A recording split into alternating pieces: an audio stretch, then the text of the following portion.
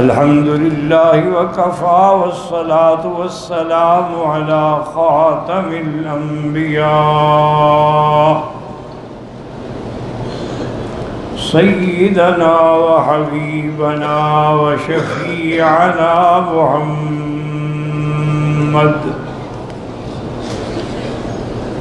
محمد المصطفى وعلى آله المجتبى وأصحابه النجبى.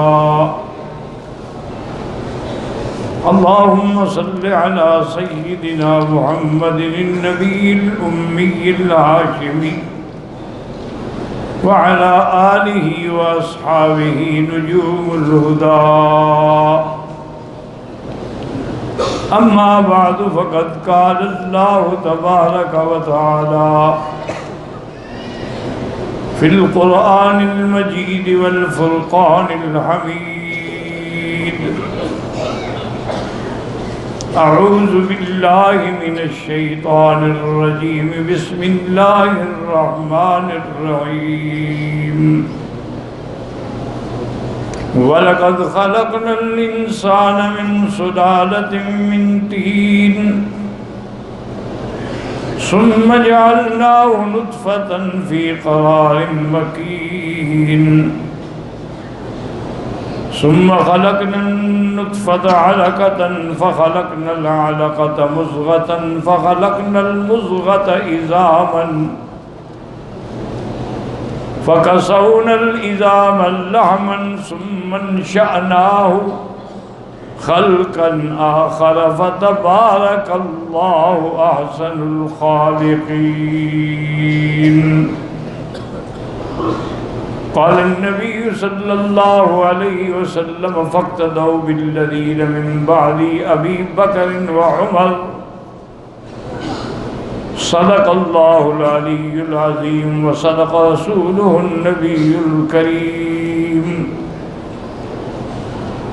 ونحن على ذلك لمن الشاهدين ومن الشاكرين. والحمد لله رب العالمين. رب اشرح لي صدري ويسر لي أمري واحلل عقدة من لساني يفقهوا قولي. رب زدني علما. سبحانك لا علم لنا إلا ما علمتنا إنك أنت العليم الحكيم. برادران اسلام، واجب الاحترام بزرگوں، دوستوں، بھائیوں، عزیز نوجوانوں، محترمہ مائیوں اور بہنوں، اللہ تبارک و تعالیٰ کے کلام مقدس سے چند آیات مبارکہ اور آقا انعامدار حبیب کبریا سیدنا محمد مصطفیٰ صلی اللہ علیہ وعلا آلہ واصحابہ وسلم تسلیما کثیرا کثیرا کے فرامین مبارکہ میں سے ایک حدیث تلاوت کی ہے. دعا فرمائیں کہ اللہ تعالیٰ اس عاجز کو اہل صحت عافیت کاملہ عاجلہ دائمہ اور حق بات بیان کرنے کی توفیق عطا فرمائیں. آپ کو حق سننے سمجھنے کی، ہم سب کو حق پر چلنے کی توفیق عطا فرمائیں. پروردگار عالم اپنی رحمت سے تمام آنے والوں کی حاضری، حج، عبادات، زیارات، صدقات، خیرات منظور و مقبول فرمائیں. میں نے آج کے درس میں جو آیات مبارک تلاوت کی ہے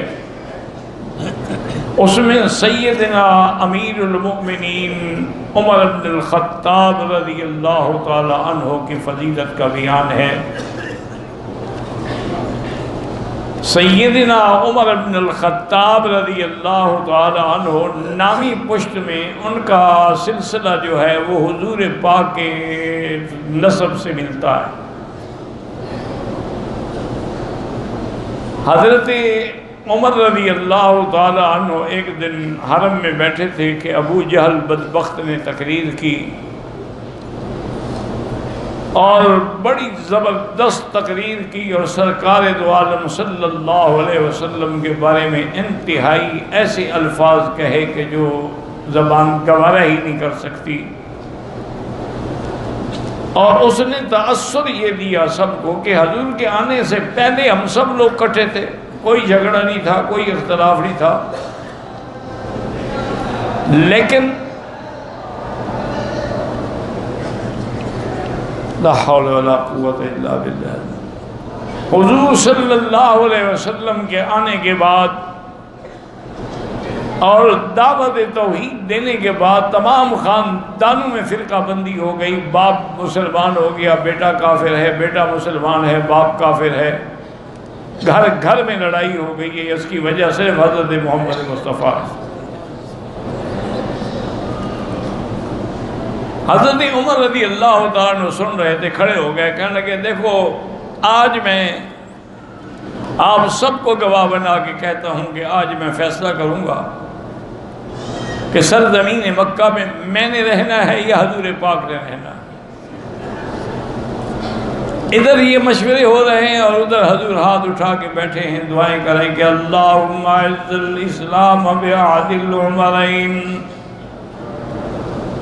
اللہ ان دو آدمیوں میں سے کسی ایک کو مسلمان فرما دے، عمر ابن الخطاب یا عمر ابن ہشام یعنی ابی جہل. حالانکہ اس وقت الحمدللہ سیدنا ابو بکر، سیدنا عثمان، سیدنا حمزہ سب مسلمان ہو چکے تھے، لیکن ابھی اتنی طاقت نہیں تھی کہ وہ دار ارقم سے باہر نکل کے اللہ کا نام لے سکے. اس لیے حضور دعائیں مانگ رہے تھے. عمر رضی اللہ تعالیٰ عنہ اپنے گھر سے نکلے اور ننگی تلوار ہاتھ میں لیے ہوئے غیظ و غضب میں بھرے ہوئے جا رہے ہیں کہ راستے میں ایک بندہ ملا، اس نے کہا الہ ہے، انہوں نے کہا بس میں جا رہا ہوں، آج میں نے نعوذ باللہ حضور کو شہید کرنا. انہوں نے کہا عمر حضور سے پھر مقابلہ کرنا، تمہاری تو بہن بھی مسلمان ہو گئی، بہنوئی مسلمان ہو گیا، پہلے اپنا گھر تو ٹھیک کرو پھر جا کے حضور سے مقابلہ کرنا. حضرت عمر اور آگ لگ گئی، جیسے آگ پہ کسی نے پیٹرول چھڑک دیا ہو. غصے میں آئے بہن کے گھر، دروازے پہ کھڑے تھے، اندر سے کچھ پڑھنے کی آواز آ رہی تھی، غصے سے دروازہ کھولا اور اپنی بہن پر آپ نے اتنا زور اور تشدد سے کمان سے حملہ کیا. بہن زخمی ہو گئی، بہنوئی زخمی ہو گئے. بہن کا نام بی بی فاطمہ تھا اور بہنوئی کا نام سعید تھا. اور بار بار عمر یہی کہہ رہے ہیں کہ اترک اسم محمد، اللہ کے نبی کا نام لینا چھوڑ دو ورنہ میں تمہاری جان سے مار ڈالوں گا. بہن مار کھا رہی ہے اور کہتی ہے عمر بات سنو، تم جس باپ کے بیٹے ہو میں بھی تو اسی باپ کی بیٹی ہوں، میرے اندر بھی تو خطاب کا خون ہے، تم میرے ٹکڑے ٹکڑے کر دو، میں اللہ کی توحید نہیں چھوڑ سکتی، میں اللہ کے دین پہ قائم ہوں اور قائم رہوں گی، جو کچھ تم کر سکتے ہو کر لو.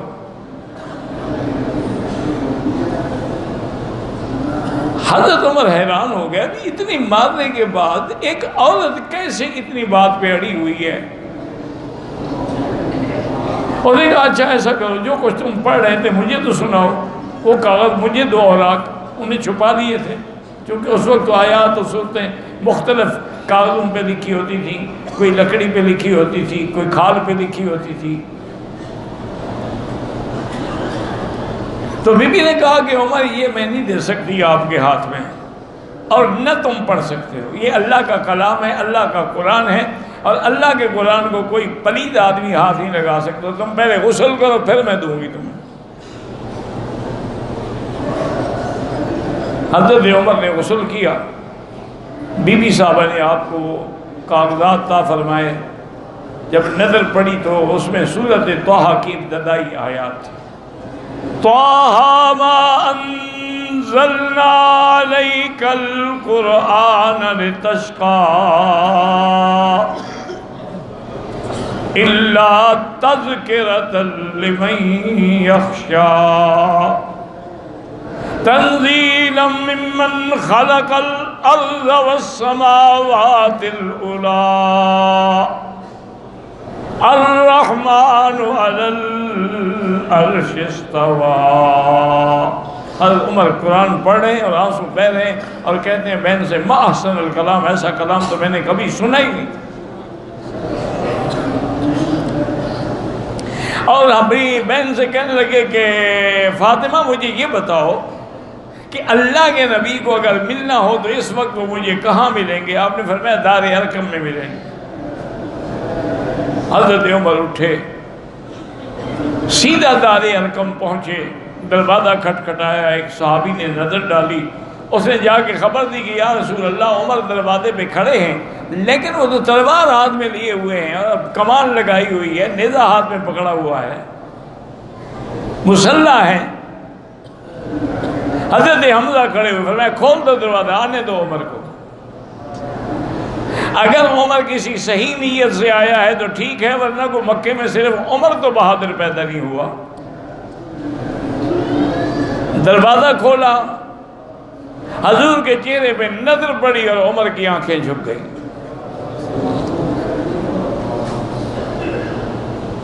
حضور کے سامنے آئے، دو زانو بیٹھے اور کہا ابسط یدک یا رسول اللہ، حضور ہاتھ بڑھائیں اور مجھے کلمہ پڑھائیں، میں اسلام لانے کے لیے آیا ہوں۔ حضور نے کلمہ پڑھایا، ابو بکر حضرت عمر نے کلمہ پڑھا، صحابہ نے نعرہ تکبیر خوشی سے بلند کیا۔ جبریل اترے، انہوں نے کہا یا محمد آج آسمانوں پر فرشتے بھی عمر کے اسلام پہ خوشیاں منا رہے ہیں۔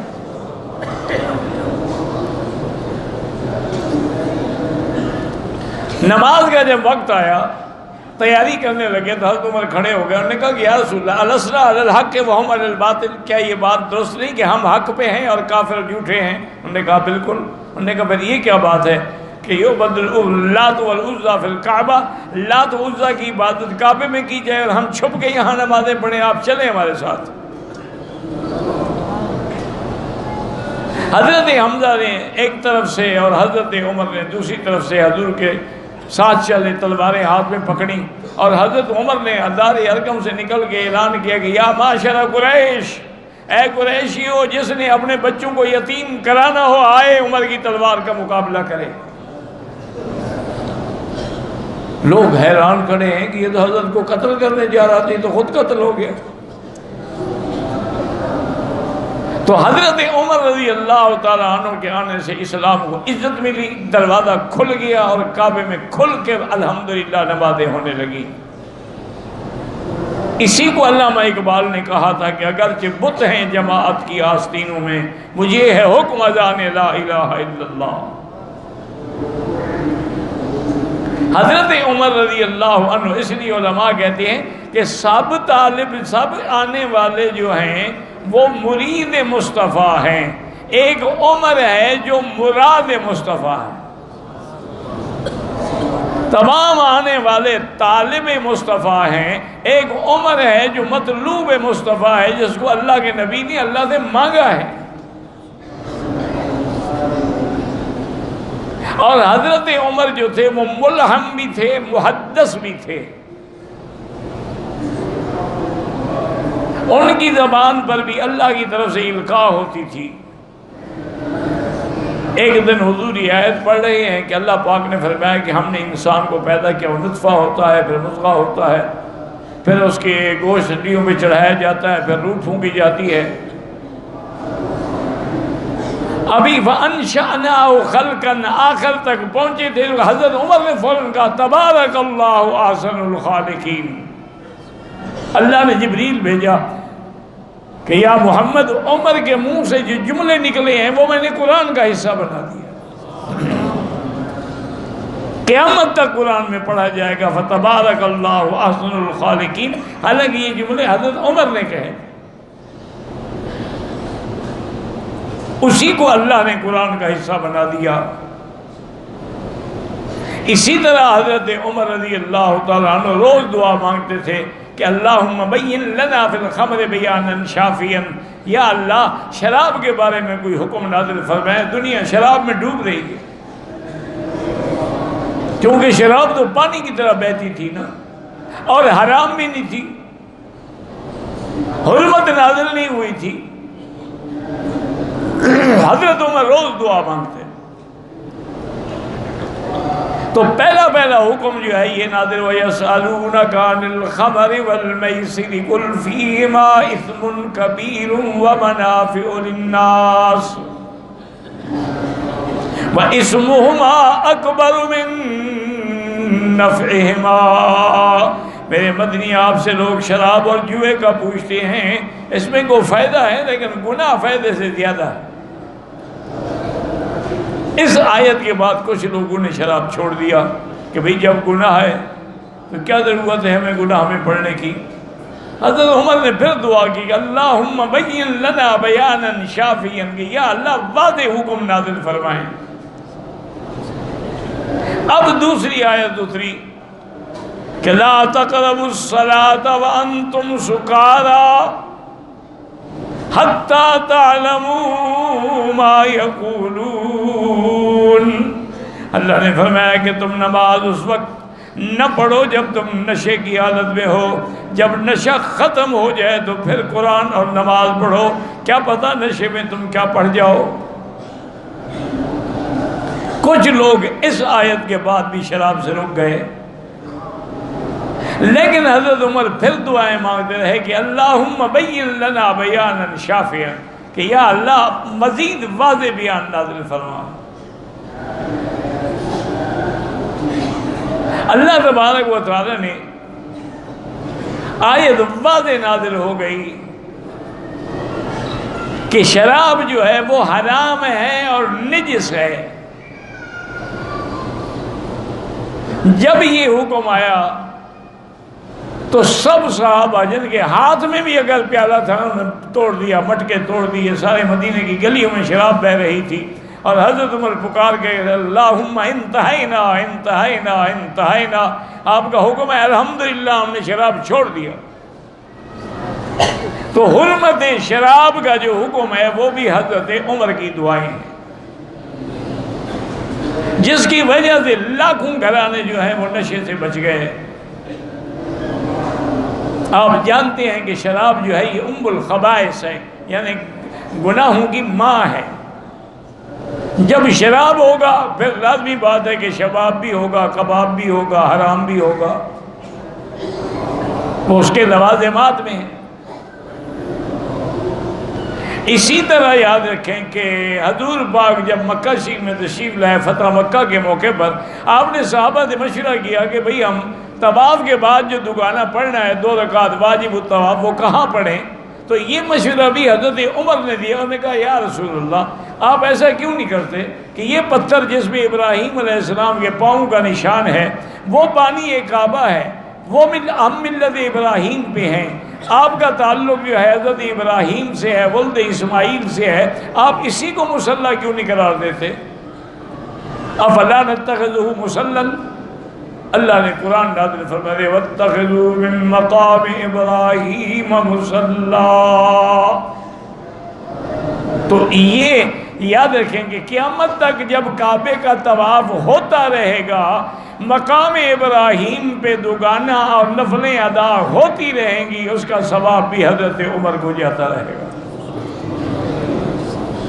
کہ یہ مشورہ دینے والے بھی حضرت عمر تھے۔ اور یہ جو آج اذان الحمدللہ پوری دنیا میں، عالم اسلام میں، ہر مسجد میں 5 وقت اذان ہوتی ہے، اس اذان کے بارے میں بھی سب سے پہلے خواب دیکھنے والے حضرت عمر ہیں۔ پھر بھی صحابہ نے خواب دیکھے، لیکن پہلا خواب حضرت عمر نے دیکھا، اور حضور سے کہا کہ یا رسول اللہ میں نے خواب دیکھا ہے کہ وہ پہاڑی پہ ایک آدمی کھڑا ہے اور یہ اذان دے رہا ہے۔ حضور نے فرمایا بس یہی اذان ہے، بلال کو سکھلا دو، آج کے بعد یہی اذان ہوگی۔ تو یہ اذان کی سنت جو ہے یہ بھی یعنی خواب عمر ہے رضی اللہ تعالی عنہ وارضاہ۔ اور اسی طرح سیدنا عمر رضی اللہ عنہ جب بدر کی جنگ ہوئی، اللہ نے مسلمانوں کو فتح دی، کافروں کے سردار مارے گئے، 70 مارے گئے، 70 قید ہوئے۔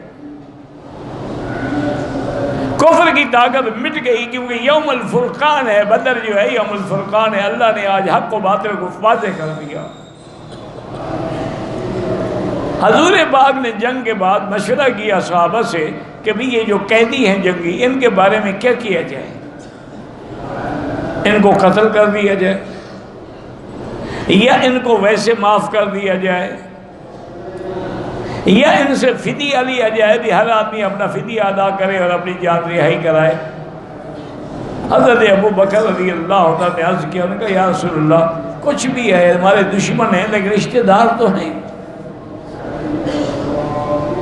میرا مشورہ یہ ہے کہ آپ ان کو مفت بھی نہ چھوڑیں، پیسے والے لوگ ہیں، ان سے فدیہ لیں، مسلمانوں کی مدد بھی ہو جائے گی، ان پہ احسان بھی ہو جائے گا، یہ قتل سے بچ جائیں گے۔ حضور صلی اللہ علیہ وسلم نے پھر حضرت عمر کو بلایا، فرمایا عمر تمہاری کیا رائے ہے وہ سارا بدر میں؟ انہوں نے کہا یا رسول اللہ میری رائے پوچھتے ہیں، حضرت علی کو تلوار دو، جعفر کو تلوار دو، ابو بکر کو تلوار دو، مجھے تلوار دو، ہر آدمی اپنے رشتہ داروں کی گردن کاٹ دے، آج کفر کی جڑ کٹ جائے۔ اللہ نے ہمیں موقع دیا، ہم ان کو کیوں چھوڑ دیں؟ حضور نے فرمایا عمر تم بڑے سخت ہو، تورات میں بھی تمہارے لیے یہی آیا ہے کہ قرن من حدید، حضرت عمر جو ہیں وہ تو لوہے کا سینگ ہے، وہ بالکل ٹوٹ ہی نہیں سکتا۔ لیکن مجھے ابو بکر کی رائے پسند، کہ حضور آپ جو فیصلہ فرمائیں، سر تسلیم خم ہے، لیکن میری رائے یہ ہے کہ نہ چھوڑیں ان کو بھی قتل کریں۔ بہرحال حضور نے فدیہ لے کے چھوڑ دیا۔ دوسرے دن حضرت ابو بکر بھی بیٹھے ہیں، ایک چھوٹا سا درخت تھا کیکر کا، اس کے نیچے حضور بھی بیٹھے ہیں اور دونوں رو رہے ہیں۔ حضرت عمر آئے، سلام کیا اور کہا کہ حضور مجھے بھی بتائیں کیا وجہ ہے رونے کی، میں بھی آپ کے غم میں شریک ہو جاؤں۔ فرمایا عمر اگر اللہ ہمیں معافی کا فیصلہ نہ فرما ہو چکے تو عذاب بالکل ایسے قریب آ گیا تھا، اگر وہ عذاب اترتا ما نجا منہا الا عمر، اس سے کوئی نہ بچتا، صرف عمر بچتے۔ اللہ نے تیری رائے قبول کی ہے کہ ما کان لنبی ان یکون لہ اسری حتی یسخن فی الارض، کیا ہم نے آپ کو قیدی دیے ہیں، آپ دنیاوی فائدہ اٹھانے کے لیے ان کو چھوڑ رہے ہیں؟ لولا کتاب من اللہ سبق لمسکم فیما اخذتم فی عذاب عظیم، اگر ہم پہلے معافی کا فیصلہ نہ کر چکے ہوتے تو آج عذاب پکڑ لیتے۔ تو اللہ تبارک و تعالی نے اسارہ بدر میں بھی حضرت عمر رضی اللہ تعالیٰ عنہ کی رائے کو قبول فرمایا۔ اور اسی طرح جس دن عبداللہ ابن ابی رئیس المنافقین، جو سب سے بڑا دشمن تھا میرے مدنی محمد مصطفیٰ صلی اللہ علیہ وسلم، لیکن ظاہری کلمہ بھی پڑھتا تھا، نمازیں بھی پڑھتا تھا، وہ بیمار ہو گیا۔ اس کا بیٹا جو ہے وہ بڑا پکا مسلمان تھا۔ وہ آیا اور نے کہا حضور میرے والد کی آخری وقت ہے، موت قریب ہے، میں چاہتا ہوں کہ آپ مجھے کوئی کپڑا عطا فرمائیں جس میں اس کو کفن دیا جائے، شاید بخشا جائے، ورنہ اس نے آپ سے دشمنی تو بڑی کی ہے۔ حضور نے اپنا قمیص دیا اور انہوں نے کہا حضور آپ اس کا جنازہ بھی پڑھائیں۔ میں آنا اصلی علیہ، میں جنازہ بھی پڑھاؤں۔ اس کا مقصد یہ تھا کہ ایک تو اس کے بیٹے کی دل جوئی تھی جو پکا مسلمان تھا، آخر وہ تو بیٹا تھا، وہ تو چاہتا تھا میرا باپ کسی طرح جہنم سے بچ جائے، شاید حضور کی دعا سے بخشا جائے۔ جب بالکل جنازہ تیار ہو گیا، صفیں بن گئیں، حضرت عمر آئے دوڑتے ہوئے اور کہا کہ یا رسول اللہ علی عدو اللہ، اللہ کے دشمن پر آپ جنازہ پڑھیں گے؟ یہ تو اللہ کے رسول کا دشمن ہے، آپ کیسے جنازہ پڑھ رہے ہیں؟ آپ نے فرمایا عمر میں نے کہہ دیا ہے۔ حضرت عمر کہتے ہیں خدا جانے میں خود حیران ہوں، مجھ میں کتنی جرت آئی کہ میں نے حضور کی قمیض پکڑ لی۔ میں نے کہا حضور نہ پڑھیں اس پہ جنازہ ظالم پہ۔ یہی تو ہے جس نے ہمیں احد میں شکست دلائی، یہی تو ہے جس نے یہودیوں کا ساتھ دیا، یہی تو ہے جس نے ہر جگہ پر آپ کے خلاف باتیں کی، حتیٰ کہ قرآن میں آیا کہ اس نے کہا تھا کہ لئن رجعنا الى المدینۃ لیخرجن الاعز منها الاذل، جب ہم مدینے جائیں گے طاقت والے جو ہیں ہم ان کو نکال دیں گے مدینے سے۔ آپ جنازہ پڑھیں، فرمایا عمر میں نے جنازہ پڑھانا ہے، حضور نے جنازہ پڑھایا اور حضرت عمر بھی کھڑے ہو گئے کہ بھئی ایک ہے مشورہ دینا، لیکن مشورہ دیں تو حکم تو حضور کا چلے گا۔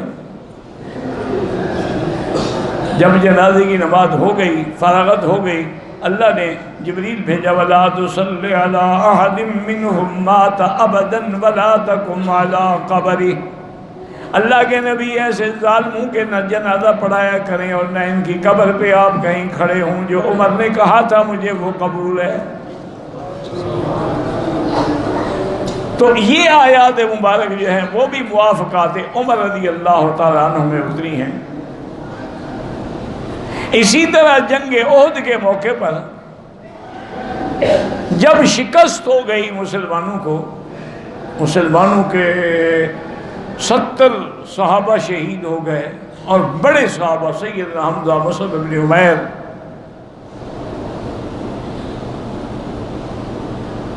اور حضور صلی اللہ علیہ وسلم کے دندان مبارک بھی شہید ہوئے، آپ کے رخسار مبارک میں بھی زخم آئے۔ ابو سفیان اس وقت اسلام نہیں لائے تھے اور وہ اپنی کافروں کی فوج کی قیادت کر رہے تھے، انہوں نے زور سے پکار کے حل فیکم محمد، اللہ کے نبی ہیں؟ اگر ہیں تو جواب دیں۔ حل فیکم ابی بکر، ابو بکر زندہ ہو تو جواب دو۔ حل فیکم عمر، عمر زندہ ہو تو جواب دو۔ سب خاموش بیٹھے ہوئے، آخر ابو سفیان جوش میں آ کر کہا اولو حبل، آج ہمارے خدا حبل کا نام بلند ہو گیا۔ حضرت عمر سے برداشت نہیں، کہا حضور مجھے اجازت ہے میں جواب دوں؟ اور انہوں نے کہا ہاں جواب دو۔ اور نے پھر کہا اولو حبل، حضرت عمر نے فرمایا اللہ اعز و اجل، اور نے پھر کہا لنا العزا ولا عزا لکم، آج عزا ہمارے ساتھ ہے، عزت ہمارے ساتھ ہے، تمہارے ساتھ نہیں ہے۔ حضرت نے اللہ مولانا ولا مولا لکم، اللہ ہمارا ولی و ناصر ہے، تمہارا نہیں ہے۔ ابو سفیان نے پھر کہا قتلانا و قتلاکم سوا، تم نے بھی 70 مارا تھا، ہم نے بھی 70 مار دیا ہے، ہمارے برابر ہو گئے مقتول۔ حضرت عمر کھڑے نے فرمایا کہ نہیں، قتلاکم فی النار و قتلانا فی الجنہ، کیسے برابر ہو گئے؟ ہمارے مقتول جنت میں، تمہارے مقتول جہنم میں۔ اب ابو سفیان خاموش ہو گیا کہ اس کا معنی یہ ہے کہ حضرت ابو بکر بھی زندہ ہے، حضرت عمر بھی زندہ ہے، حضور بھی زندہ ہے۔ تو جنگ احد کے اندر بھی جواب دینے والا حضرت عمر تھا۔ اسی طرح غزوہ بن المصطلق کے بعد دشمنوں کو موقع ملا، بی بی عائشہ پیچھے رہ گئی۔ حضور پاک کا یہ طریقہ تھا کہ ایک صحابی کو ہمیشہ پیچھے رکھتے تھے، حضرت صفوان کو، کہ تم ایک دن کی مسافت سے پیچھے چلو تاکہ قافلہ جب چلا جائے تم پھر وہاں آؤ، دیکھو کوئی قافلے والا کوئی چیز بھول گیا ہو، کوئی سامان رہ گیا ہو تو وہ لے آؤ۔ اللہ کی شان یہ ہے کہ بی بی عائشہ سوتی رہ گئی اور اٹھانے والوں نے سمجھا کہ بی بی ہودج میں ہے، انہوں نے اونٹ میں ہودج رکھا، قافلہ چل پڑا۔ بی بی عائشہ نے جب دیکھا کہ قافلہ چلا گیا ہے، اس نے کہا کہ اب میں قافلے کے پیچھے دوڑوں تو میں کیسے دوڑ کے پہنچ سکتی ہوں، ریتیلا علاقہ ہے۔ بہرحال بی بی صاحبہ عقل والی تھی، انہوں نے یہ فیصلہ کیا کہ جہاں میں ہوں نا اسی جگہ میں بیٹھ جاتی ہوں، کوئی نہ کوئی تو حضور کو جب پتہ لگے گا کہ میں نہیں ہوں تو کسی کو بھیجیں گے۔ بی بی فرماتی ہیں کہ میں کپڑا لے کے سو گئی۔ کافی دیر کے بعد حضرت صفوان پہنچے، انہوں نے دیکھا، وہ پہچان گئے کہ عائشہ سو رہی ہے، انہوں نے کہا انا للہ و انا الیہ راجعون۔ انہوں نے، بی بی کہتی ہے میں نے ایسا نیک سیرت انسان آج تک نہیں دیکھا کہ اس نے اپنی نگاہیں نہیں اٹھائیں، میرے قریب اونٹ بٹھایا، آپ دور کھڑے ہو گئے اور مجھے کہا کہ آپ اونٹ پہ بیٹھ جائیں، میں جب سوار ہو گئی تو وہاں لے کے چل پڑے، اور پورے راستے میں میرے ساتھ بات تک نہیں کی۔ جب آپ واپس آ گئے، عبداللہ ابن ابی بھی اس وقت موجود تھا، اس کو موقع مل گیا، اس نے فوراً تہمت لگا دی، کیسے ہو سکتا ہے کہ ایک نوجوان لڑکی ہو، نوجوان آدمی ہو، کیسے پاک رہ سکتے ہیں، نعوذ باللہ۔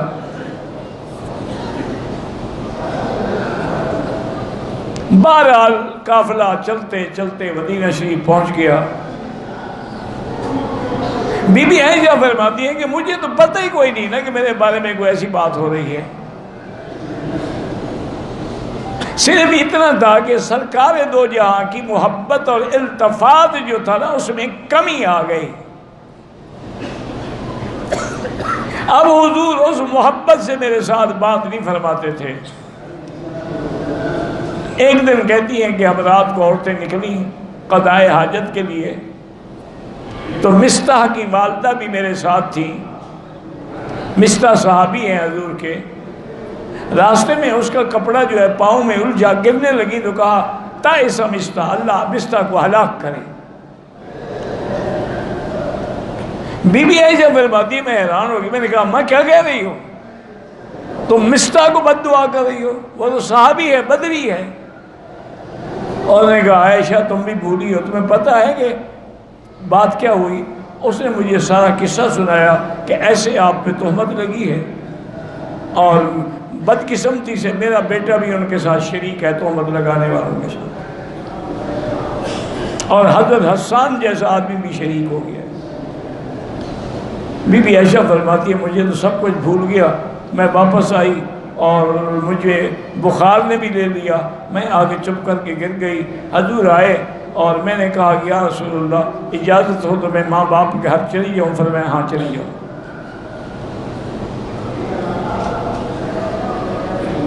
بی بی عائشہ فرماتی ہے کہ میں آئی اماں کے گھر میں روتے ہوئے ساری بات سے، انہوں نے کہا عائشہ یہ ہوتا ہے جب بیوی آپ جیسی خوبصورت ہو اور خامد و حضرت محمد مصطفیٰ جیسا شوہر ہو تو لوگوں کو حسد تو ہوتا ہے، پھر کس سے بناتے ہیں؟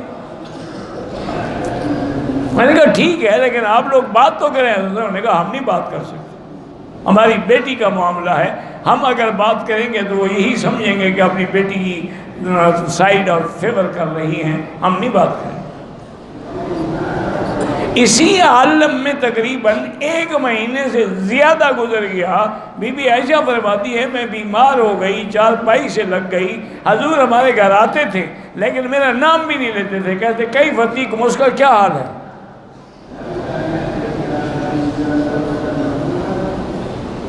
ایک دن حضور نے حضرت علی کو بلایا، کہا حضرت علی اس مسئلے کی تم تحقیق کرو، بتاؤ میں کیا کروں؟ انہوں نے کہا حضور ہمیں تو یقین ہے کہ آپ کی بیوی پاک ہے، لیکن آپ فرماتے ہیں تو اس کا حل یہ ہے کہ ان کی جو خادمہ ہے نا، جو کنیز ہے بریرہ، اس کو اگر تحقیق کی جائے، تفتیش کی جائے تو بات نکل آئے گی، چونکہ وہ ہر وقت ساتھ رہنے والی ہے۔ حضور نے فرمایا بہرحال تمہاری مرضی ہے، تحقیق کرو۔ حضرت علی نے بی بی بریرہ کو بلایا، بتایا کہ دیکھو بات سنو، تم بتاؤ بی بی عائشہ۔ انہوں نے کہا واللہ بی بی عائشہ پاک ہے۔ انہوں نے کہا ایسے بات نہیں بنے گی، میں تمہیں مار مار کے تمہاری چمڑی ادھیڑ دوں گا۔ انہوں نے کہا تم مجھے مار ڈالو، کچھ بھی کر لو، بی بی عائشہ پاک ہے۔ اتنا ضرور ہے کہ بھولی ہے، کبھی آٹا گوندھ کے رکھ دیتی ہے اور پھر سو جاتی ہے، بکری آ کے کھا جاتی ہے، اس کو پتہ ہی نہیں لگتا۔ اتنی سیدھی سادھی بھولی بھالی لڑکی ہے۔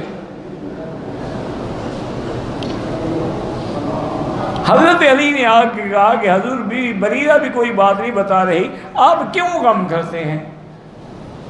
صرف دنیا میں عائشہ باقی رہ گئی، اور شادی فرما دیں، چھوڑ دیں عائشہ کو۔ اسی وجہ سے بی بی عائشہ ناراض تھی حضرت علی سے۔ کہ میرا بیٹا ہو کر مشورہ دے رہا ہے ماں کی طلاق کو. شریعت میں تو علی میرا بیٹا ہے. امہات المومنین جو ہیں حضور کی بیویاں جو ہیں وہ تو امہات کو سب کی مائیں ہیں. آخر میں ایک دن حضور نے حضرت عمر کو بلایا کہ حضرت عمر تم مجھے بتاؤ بیوی عائشہ کے بارے میں کیا فیصلہ کروں. اور نے کہا حضور سب سے پہلی بات تو یہ ہے یہ آپ کے گھر کا مسئلہ ہے, حرم نبی کا مسئلہ ہے, زوجہ مصطفیٰ کا مسئلہ ہے. مال عمر بن الخطاب, خطاب کے بیٹے کی کیا طاقت ہے کہ وہ مشورہ دے. حضور نے فرمایا میرا حکم ہے, میں جو تمہیں حکم دے رہا ہوں. اور نے کہا اگر حضور آپ کا حکم ہے پھر میں آپ سے کوئی بات پوچھوں تو آپ ناراض تو نہیں ہوں گے. انہوں نے فرمایا بالکل نہیں. انہوں نے فرمایا آپ مجھے یہ بتائیں کہ عائشہ سے شادی آپ نے کی ہے یا اللہ نے کرائی ہے. نہیں ان اللہ توجہ نہیں, اللہ نے کرائی ہے. جبریل ان کی تصویر لے کر بھی آئے تھے اور فرمایا تھا کہ ہذہ زوجتک فی الدنیا والآخرہ. تو نے کہا یا رسول اللہ ہمیں اپنے بیٹوں کے لیے اچھی لڑکی مل جاتی, اللہ کو نبی کے لیے پاک لڑکی نہیں ملی. اللہ کے چناؤ میں نقص آ گیا. اور دوسری بات نے کہا حضور مجھے یہ بتائیں آپ کے بدن میں مکھی بیٹھتی ہے, مچھر بیٹھتا ہے, کوئی اڑتا ہوا گندا کیڑا بیٹھتا ہے؟ انہوں نے بالکل نہیں, اللہ نے مجھے محفوظ رکھا ہے. فرمایا جس بدن پہ اللہ گندی مکھی نہیں بیٹھنے دیتے اس کے بستر پہ گندی عورت کو بیٹھنے دیں گے. اور اس کے بعد عمر نے یہ لفظ کہے سبحانک ھذا بہتان عظیم. اور نے کہا میرا مدنی یہ بہت بڑا بہتان ہے, بی بی عائشہ پاک ہے. اب حضور تشریف لائے بی بی عائشہ کے گھر میں. بی بی عائشہ کہتی میں تو بستر میں پڑی تھی, اٹھنے کی طاقت نہیں تھی. حضور بیٹھ گئے. میں نے سوچا کہ میرے ابا میرے بارے میں کوئی بات کریں گے, اماں کرے گی, لیکن انہوں نے کوئی بات نہیں کی. تھوڑی دیر گزری کہ حضور پہ وحی اترنی شروع ہو گئی. اب کہتی ہے کہ میری ماں باپ کی تو جان نکل رہی تھی کہ خدا جانے آج ہمارے گھر میں وحی آ گئی ہے, اللہ جانے اللہ نے کیا فیصلہ فرمایا عائشہ کے بارے میں. لیکن فرماتی ہے میں مطمئن تھی کہ اللہ کبھی بھی ظلم نہیں کرتا, میں پاک ہوں. جب وحی ختم ہو گئی تو حضور نے فرمایا ابشری عائشہ ان اللہ برأک من فوق العرش. عائشہ تمہیں مبارک ہو, اللہ نے عرش سے تیری برات کا اعلان کیا ہے. اور قرآن میں وہی لفظ آئے جو عمر نے کہے تھے کہ سبحانک ھذا بہتان عظیم. وہی لفظ ہے. تو ابو بکر نے کہا کہ عائشہ قومی فشکری رسول اللہ, اٹھیں اللہ کے نبی کا شکریہ ادا کریں. انہوں نے کہا لا اشکر رسول اللہ ہے, میں حضور کا شکریہ کیوں ادا کروں, حضور نے تو میری عزت و عفت پہ اعتبار ہی نہیں کیا ہے. اشکر اللہ, میں اللہ کا شکر کروں گی جس نے میری برات نازل فرمائی. تو یہ برات عائشہ کے اندر جو کلمات ہیں ان کلمات کے کہنے والے بھی حضرت عمر ہیں رضی اللہ عنہ وارضاہ. واللہ